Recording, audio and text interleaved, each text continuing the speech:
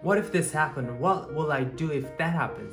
It's human nature to think and predict the worst case scenarios. It's a part of the human experience. In fact, the human nervous system still responds the same way as it did 600 million years ago when early human ancestors faced life-threatening situations many times a day and simply they needed to survive. It's common to create worst case scenarios in our minds than the positive one.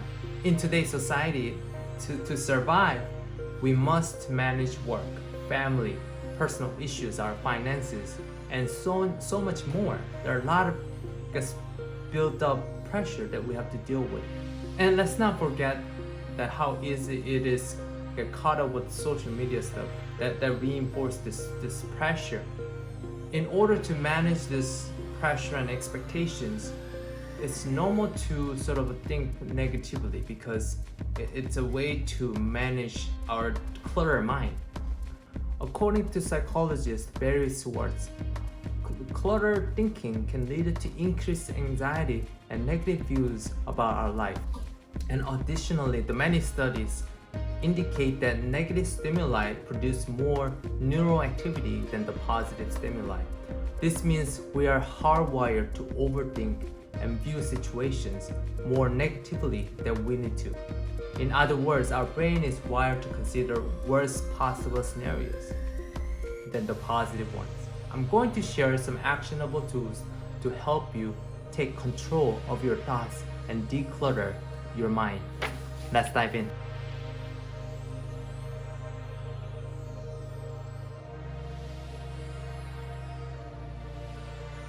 Hello, I'd like to welcome every self-healer to this healing space.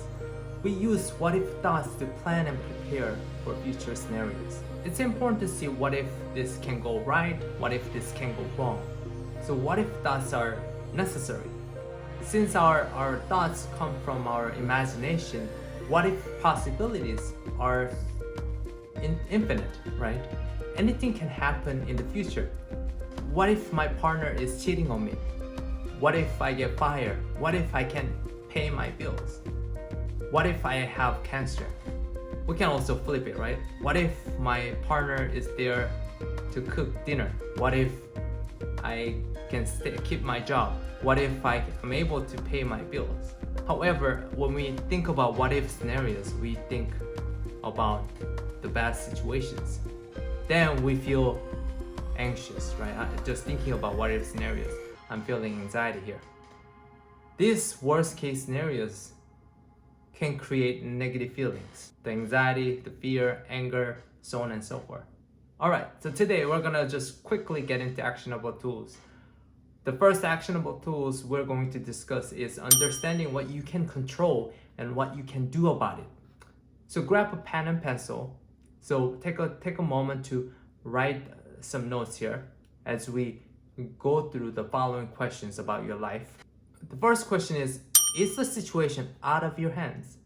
So we want to literally ask yourself, the examples of situations that we cannot absolutely control include weather, the global issues, the other people's actions, the number of hours in a day. So take a moment to identify the situations that you cannot absolutely control.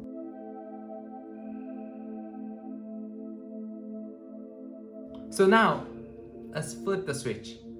Can you actually contribute a little bit to that situation? In other words, is there anything about the situation you can control? For example, in terms of the weather, you can control wearing a winter jacket if there's a snow, or you can simply carry an umbrella when it rains. If a friend says something unkind to you, you can control how and when you respond instead of immediately reacting to that friend. Another one is the number of hours in a day. So there are so many hours in a day, but you can control how you manage your time with those hours. Now, identify situations that you have some power to solve and let go of the worries and those what ifs you cannot control. So the simple act of identifying and writing down the situation that you can't control versus what you can control, it's a freeing exercise that can help you declutter the mind. It's helping us to see what's the priority, like what's important to you. Then we focus on that. It's a way to find the control back, the power back. So keep a notebook handy, and when you start to worry and feel anxious about the situation, and review your priorities, review what's possible for you. So take a moment here.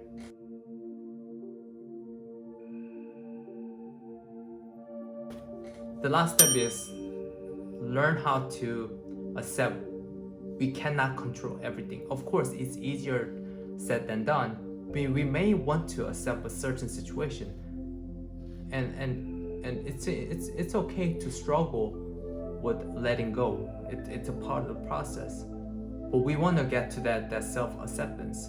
That's the road that we're heading to. So let's accept that the things can take time. So we want to practice patience. Then we can feel the self-acceptance rather than having that resistance with certain situations.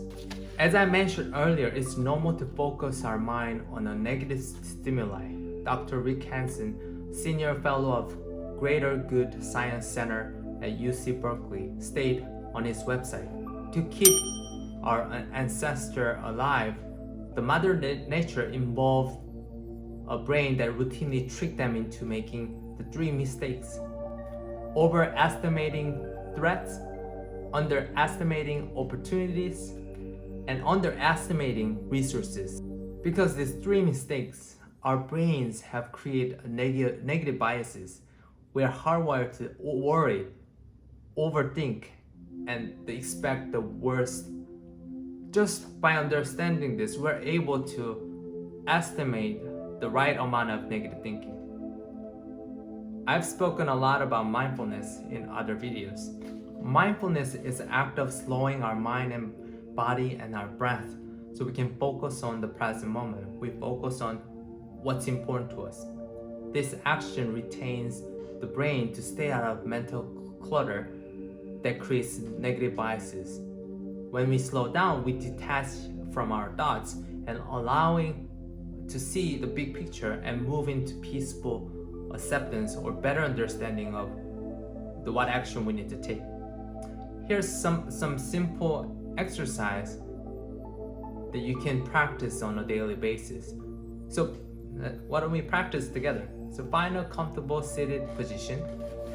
Okay, in this case, I'm gonna simply adjust my posture. So I'm sitting upright. I feel supported. So why don't we bring our awareness to our breath? Maybe you can place your hand on your chest or your belly. So now notice your belly rising on your inhale and softening on your exhale. Don't do anything to change it, just notice it. So after a few breaths, begin to deepen your inhale.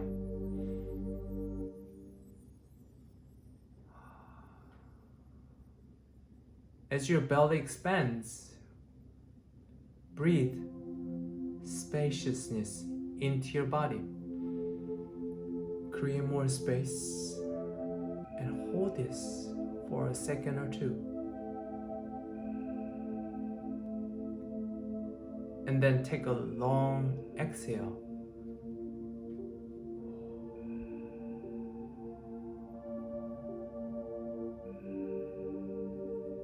Try again, and this time imagine you're breathing out the negativity and all the what ifs.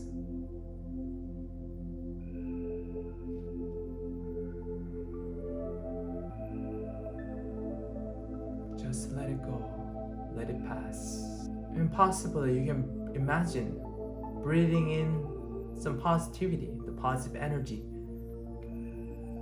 Just a simple act of breathing deeply and imagining breathing out negativity and breathing in the positivity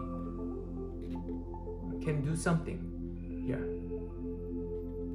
It's about self-trust with your breath, because there is a trust that we can stay alive as long as we breathe in and out. So this simple mindfulness meditation will help you recognize that you're not the negative bias, you're not what ifs, you're not your thoughts. It gives you opportunity to take a step back and look at this what if you're worrying your thoughts from a distance. They're just sort of passing experiences. So now let's take a look at another actionable tool that can help you declutter your mind. It's called free writing. It's important to write our thoughts, write our feelings in order to keep a distance. Again, we are able to visually see what's happening in our mind. So grab a piece of paper and pen and set a timer for 10 minutes and write everything that comes to your mind. It doesn't have to be a complete sentence. It doesn't have to be grammatically correct. Words can be misspelled. You can even draw a picture if you prefer. Imagine you're literally removing your thoughts from your mind, freeing space in your brain. When the timer goes off, you can even tear the paper or just throw it away as you wish. So allow yourself to have this moment to accept the things that you cannot change and take reasonable steps to change what you can change. So take a moment here.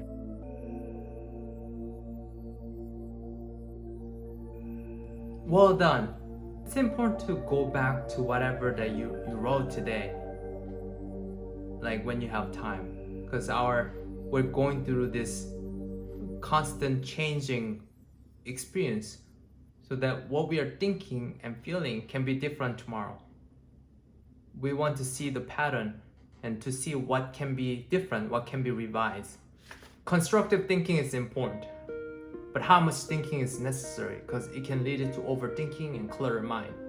I hope that you use these tools to declutter your mind and turn the what ifs into what now. Shifting from future to the present moment can help us appreciate our reality. It's a way to have reality check. We will live our life fluidly, which means we're able to explore all the possibilities, not only negative possibilities, also neutral possibility and positive possibilities. One last thing I'd like to add is you're not your mind, you're not your thoughts. Thoughts are just lens we use to see our reality. We can make conscious effort to choose which thought we want to keep and which thought we want to let go of. Again, I highly encourage you to create healing space on a daily basis. Check in with your thoughts, check in with your feelings, check in with your body. That way, we can consciously choose which direction we want to go with, rather than just going through the motion or playing on an autopilot mode. I hope that you found our time helpful, and take good care of yourself and do your healing every day.